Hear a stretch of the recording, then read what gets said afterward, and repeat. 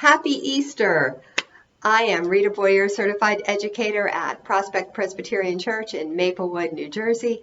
Thank you so much for joining me today.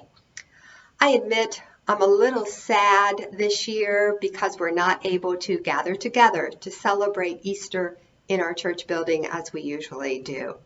And I am certainly missing the members of our church family, especially the children. But as I have read and reread the Easter story, I'm reminded that Jesus' friends were sad on that first Easter, especially when they woke up in the morning. They were sad and confused, angry. As the day went on, they were surprised and even more confused probably, and amazed and joyful and excited. There were all kinds of emotions happening on that first Easter Sunday. And so maybe the fact that I feel a little sad, and this is a very different Easter Sunday, will help me hear the story in a different way and understand it a little bit better.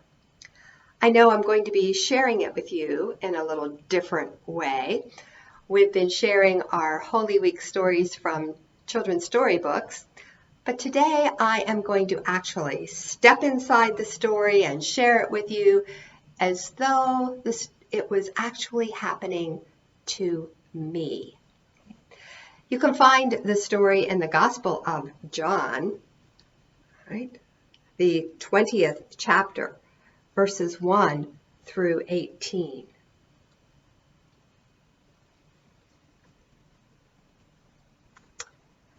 But hello. I am Mary of Magdala, and I have been a follower of Jesus for a very long time. This is such a sad time for all of us. Ever since Jesus died, I've been so confused and sad. This morning I woke up so early that it was still dark. I couldn't think of anything but Jesus, so I decided to go to the tomb. The moon shed a little light on my path so I could see where I was going. But just as I got to the tomb, I saw a surprise ahead of me, to say the least.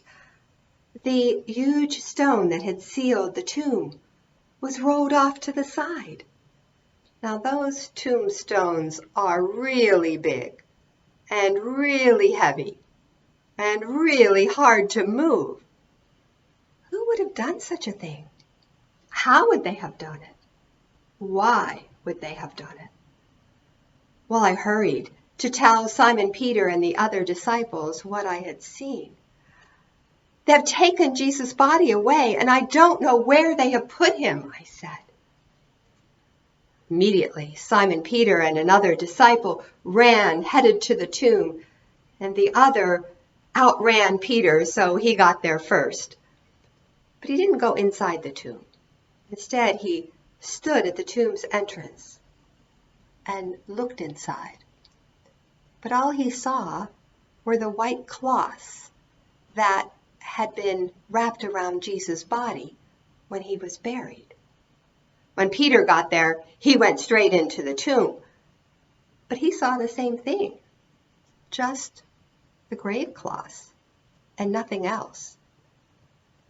Well, they didn't know what else to do, so they went home. But I didn't. I stayed at the tomb. I just stood there, weeping. But then something caught my attention.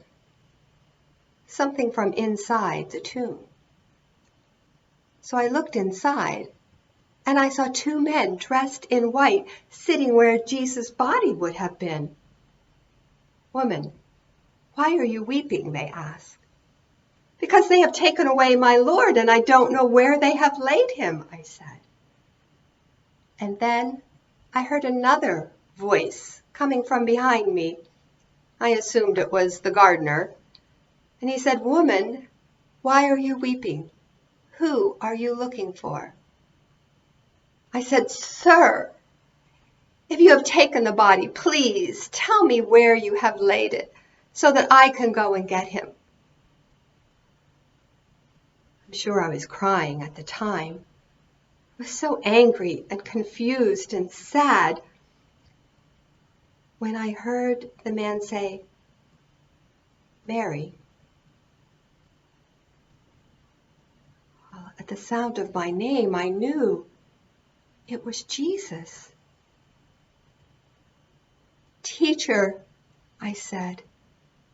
I could feel a rush of excitement from my head to my toes. I just wanted to grab him and hold him there in front of me, stand there with him. But he said, "Go, tell my friends that I am going to be with God, my God and your God." And so I did as Jesus asked. I ran as quickly as I could to find the other disciples, and I told them, "I have seen Jesus." And I told them what he said to me.